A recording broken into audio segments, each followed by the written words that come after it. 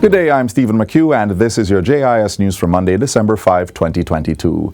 Government will be creating a designation under the NRCA Act for ecologically sensitive areas to provide a greater level of protection. Minister without portfolio in the Ministry of Economic Growth and Job Creation, Senator Matthew Samuda, says 16 such areas have already been identified, 9 of which will be in the coastal zone. The first designated area will be Great Bay in southwest St. Elizabeth. This will mean activities such as the illegal sand mining we saw earlier in the year will not be permitted and will not be considered by any government in the future. Senator Samuda was making his contribution to the State of the Nation debate in the Upper House on Friday. The proposed amendment to the NRCA Act is among other changes to this and the Wildlife Protection Act planned to increase fines and penalties for polluting the island's rivers and other breaches of the legislation. Those who have flouted our laws and polluted with little to no consequence will now see consequences that match the scale of the problem. The National Water Commission, NWC, will soon be introducing 5 light-duty electric vehicles into its fleet. Minister Matthew Samuda, who made the announcement last Friday, says they will be purchased during the next vehicle procurement exercise and will be tested for use in metropolitan areas and then expanded. The results of these tests will then determine how NWC will move forward for the inclusion of more EVs in the fleet complement. Mr. Samuda says the addition is part of steps to make the organization more efficient and environmentally friendly in its energy usage patterns. It also will not hurt as we continue to expand our renewables capacity at pump houses across the island.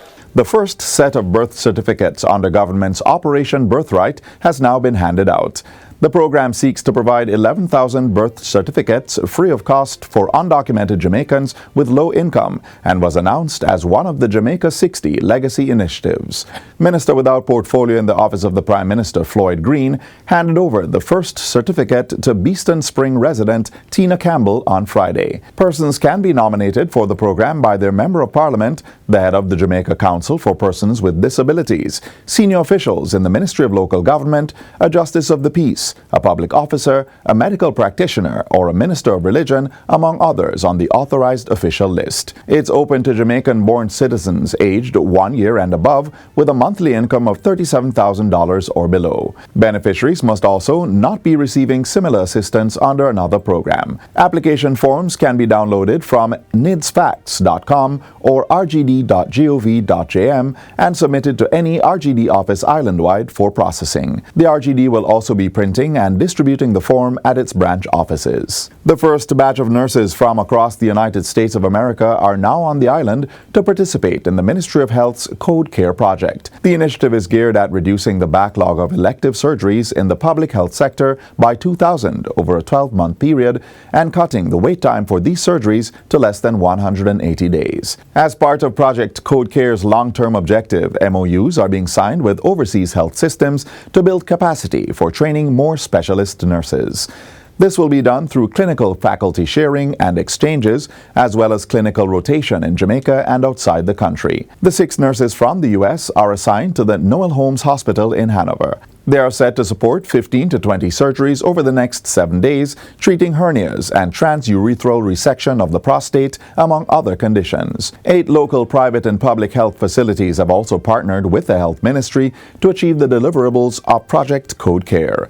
So far, over 100 surgeries have been completed under the project. And finally, the Ministry of Education and Youth has put forward an education philosophy that focuses on the holistic development of the student to create the kind of society that Jamaica desires. Portfolio Minister Fable Williams made the announcement during a press conference at Jamaica House recently.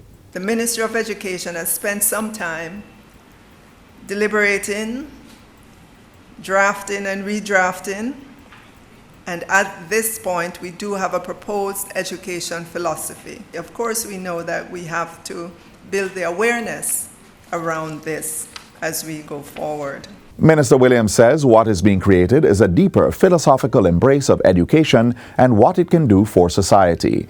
The move is in keeping with the 2021 Reform of Education in Jamaica report, which was developed by the Jamaica Education Transformation Commission, chaired by Professor Orlando Patterson. That report had recommended that the ministry widely promote an education philosophy that sees learning as a collaborative interaction between teachers, students, and the curriculum. And that's it for JIS News Today. I'm Stephen McHugh. Thanks for watching.